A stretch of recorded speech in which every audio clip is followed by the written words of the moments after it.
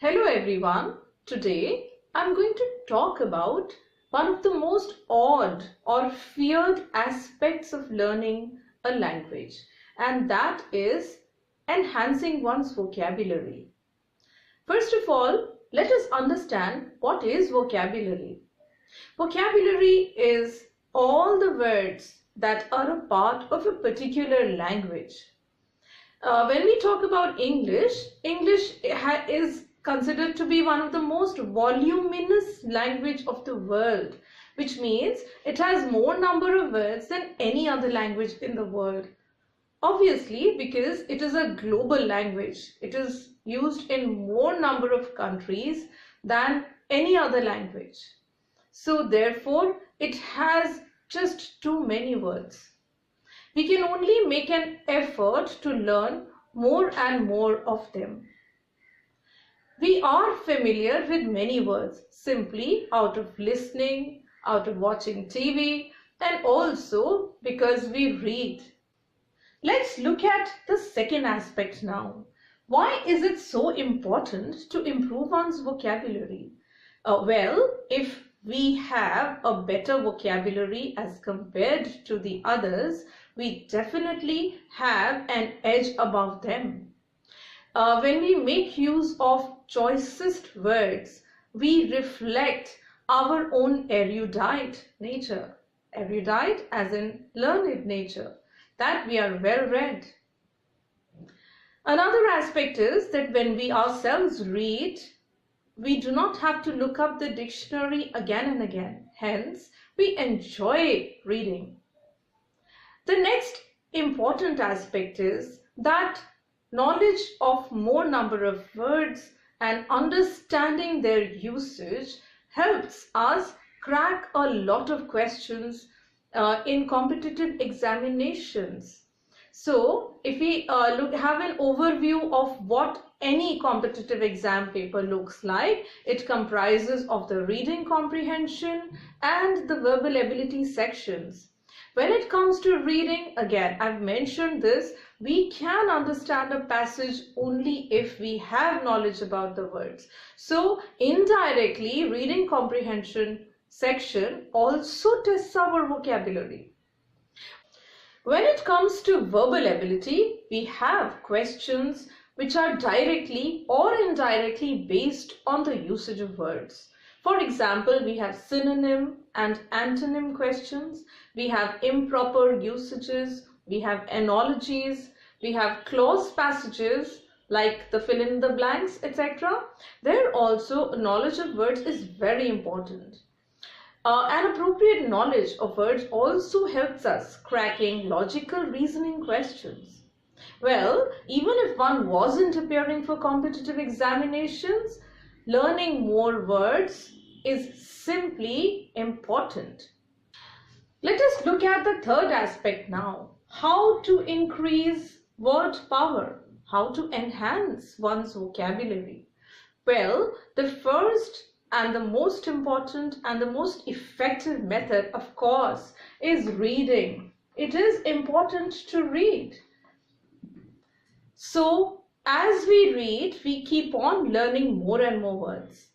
Well, it is important to look up a dictionary and find out the meaning of a word as we are reading it. But sometimes we don't do such a thing. When such a thing happens, a certain word gets fixed into our passive vocabulary. We identify the word, but we may not be very sure of its meaning. So when we go through that word again and perhaps look up its meaning and understand it in depth, it registers into our active vocabulary, and then we are able to use it nonchalantly, just like that, without any effort. So reading is an important aspect. Another huge advantage of reading is that it also teaches us the functional usage of a word, which a dictionary may not totally be successful in doing so. Even if it gives you a sentence as in the usage, it may not really tell you how appropriately that word can be used. So the best method of enhancing one's vocabulary, language style, one's stylistic expression is reading. And as I start this series of teaching a lot of new words every day, I would like to tell all of you that there is no shortcut at all to learning vocabulary. But there is also no miraculous way in which you will be able to learn vocabulary overnight. Learning vocabulary is like putting salt in your food. A little bit is required every day. So even if you make an attempt to learning about 10 new words every day, you would have learned about 3,000 words in a year. The first method I've already recommended, and that is reading. The other methods I'm going to employ as I progress with my subsequent sessions. Let me briefly discuss the challenges that we face while we learn new words. The first challenge is that when we learn too many words, they do get registered in our mind, but sometimes the meaning of one word gets mixed up with another. So learning too many words does pose a problem. That is why I suggested that reading is the best method. It really helps us avoid that problem, right? Because we do make use of the functional usage of words there. Second, a very huge and grave challenge is that one word can have many meanings. Such meanings are known as secondary meanings. Let me give you a very simple example. Let me take up the word fair. So I say that the girl is fair complexioned. Here I'm talking about her light skin, light color of the skin.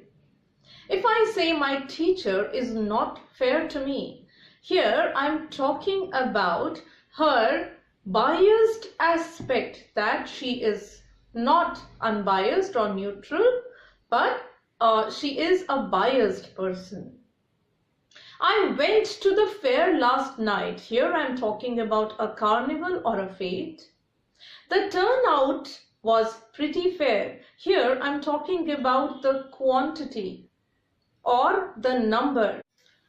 The next challenge that I am talking about is words from foreign languages. Such words do pose a problem because they form plurals in a different way.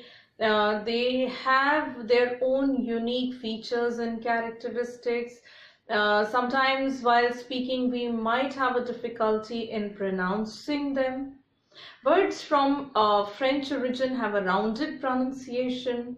For example, words that end with ment are not pronounced as meant. Like, for example, I have a word like development, so I pronounce it as meant.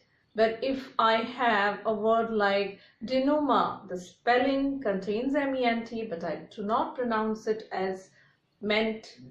Then I'll give you some examples. Words such as bon vivant, bonjour, bon appetit, then creme de la creme, rendezvous. So these are some of the words that come from foreign languages and they're used in English as they are. So such words might pose a problem, sometimes in spelling, sometimes in understanding, and sometimes in pronunciation. The next challenge that I'm going to discuss is eponyms. Eponyms or eponymous words have their origin in literature. So I could pick up a famous figure from literature and make use of it as an adjective or as a noun referring to something.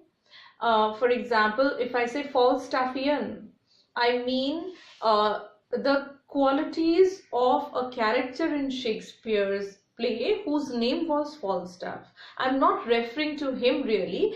I am only making a reference to his qualities. Another example, if I say you are Uncle Scrooge, I mean to say you're very miserly. The reference is to Christmas Carol, a novel written by Charles Dickens, which has a very miserly character, and his name is Scrooge.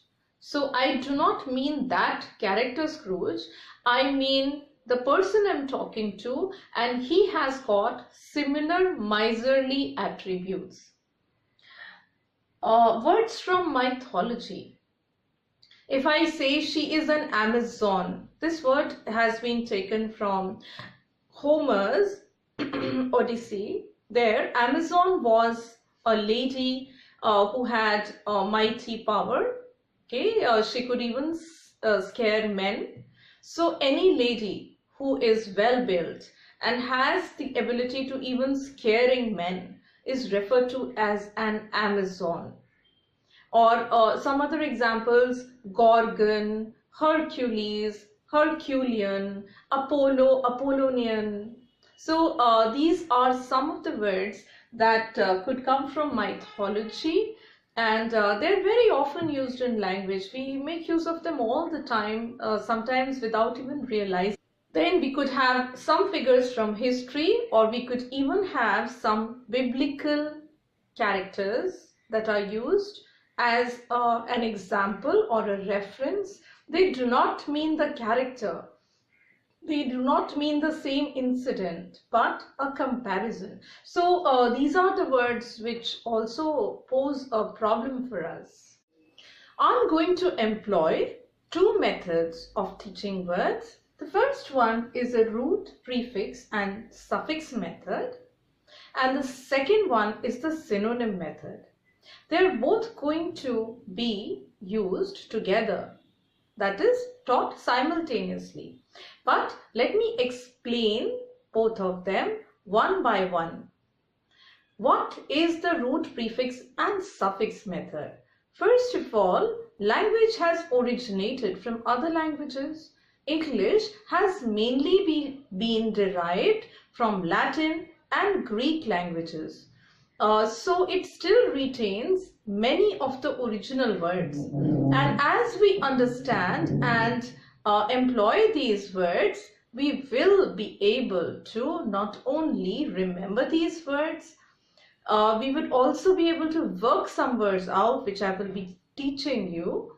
And we would also have an in-depth understanding of those words.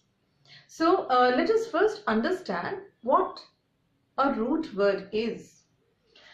A root word, as I said, is the basic word which was there in the original language. Now let us look at some examples and understand how to make use of this method. Let us look at this word, anthrop. The word anthrop means man, or rather human being. So any word which makes use of the word anthrop in it automatically adds the meaning of the word human being to it. There are so many words that can be made or constructed making use of this word. For example, philanthrop or philanthropy. So the word phil means love. So a person who loves mankind is known as a philanthrop. Another example, misanthrop. Mis means hatred. It's a prefix. So a person who hates mankind is a misanthrop. Anthropology. Logy means the study of. So anthropology means the study of mankind. Then anthropocentric. This might look a little difficult, but let's work it out. Human being plus the center of. So a human being as the center of the universe is the meaning of the word anthropocentric. Another example, anthropoglot. Glot means tongue. So some creature or anyone who can speak like a human being is an anthropoglot. Another example could be anthropophagist. Phag means to eat. So an anthropophagist is someone who eats other human beings. So can we see in this manner we can work out a number of words by learning less. That is, I have learned one root and maybe a few others, and I put the meanings of them together, and I'm able to understand the meaning of this word. Some other examples of root words that I brought are geo. So geo means earth. So geography, geology, there are studies of earth, one of the surface and the other of the interior. Then we could have geocentric. So the earth as the center of the universe, which was the earlier theory. So these are some of the words that can be derived from this root. Loqu means word. Somn means sleep. So if I make or construct a word like somnilocist, sleep and word, somebody who speaks while he is sleeping is a somnilocist. Another word which we've already been through is phil. Phil means love. So a philosopher is one who has love for learning or wisdom. Philosophy. Then we've been through philanthropy, etc. A bibliophile, for example, is a lover of books. So these are the ways in which we work words out. Let us look at some prefixes now. A prefix is a part of a word which is fixed before another word to give it a particular shade of meaning. So a or an add the meaning of no or not or without to a word. So if I say moral, I pick up a word such as moral and I construct a word amoral out of it. It means a person who doesn't have morals. Cyclical is round, but acyclical means linear. Theist is a person who worships God, but an atheist is a person who does not worship God. So this is the way in which I can make use of these prefixes. The word dis also means to stop, so continue, discontinue. In means no or not, so complete, my work is complete. Incomplete means it is not complete. Pre means before, like prefix. Post means after.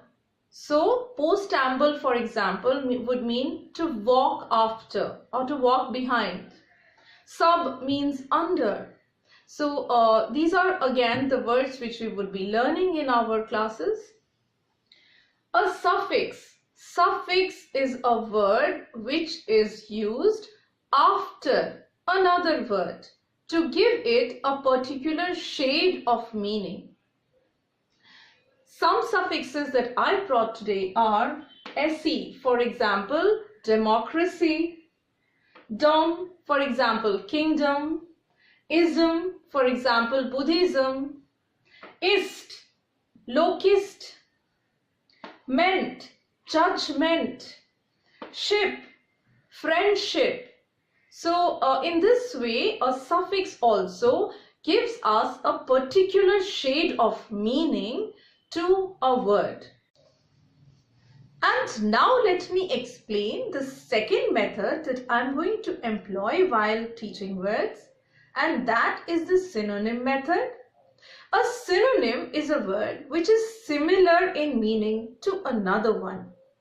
Any language has many words to express the same idea or object also sometimes. So these words are known as synonyms. A synonym is similar in meaning. So a word which is similar in meaning to another one is a synonym. Learning words through this method hugely reduces the learning burden. Why is that so? Because only by learning one meaning we can make use of a number of words. So let me give an example. I have brought the word penchant here. The word penchant means a strong liking or fondness towards something. So inclination, propensity, proclivity, predisposition, predilection.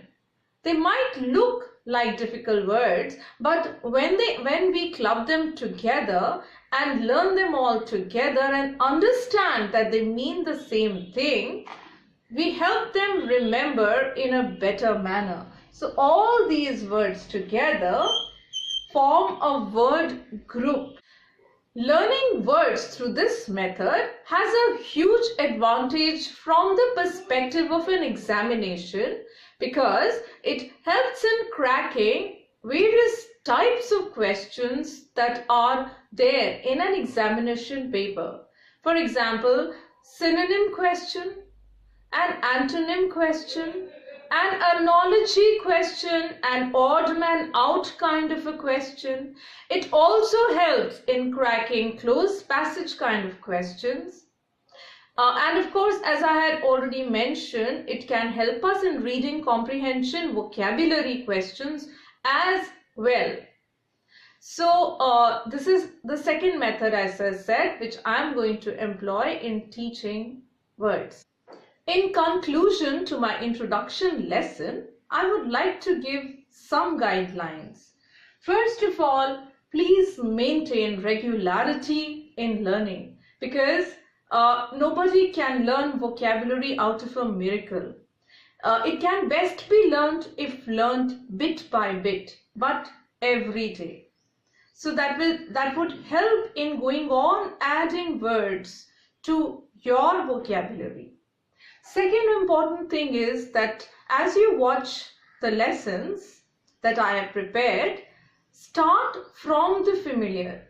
I have made such an attempt to start teaching the root word from a simple and familiar word. That helps in remembrance. So one word, I know that word, for example, I know anthropology. Now anthrop means man, so I can remember philanthrop, I can remember anthropophagist and other such words. Alright, so we should start from the familiar one. Then as we go on adding to those words in our mind, we should try and find more words from the same root. We can also try and find more synonyms. In this way, we keep on upgrading ourselves. We can also try and find secondary meanings of the given word. And make use of the words that you've learned in speaking, in writing, also in thinking. So, best of luck and happy learning!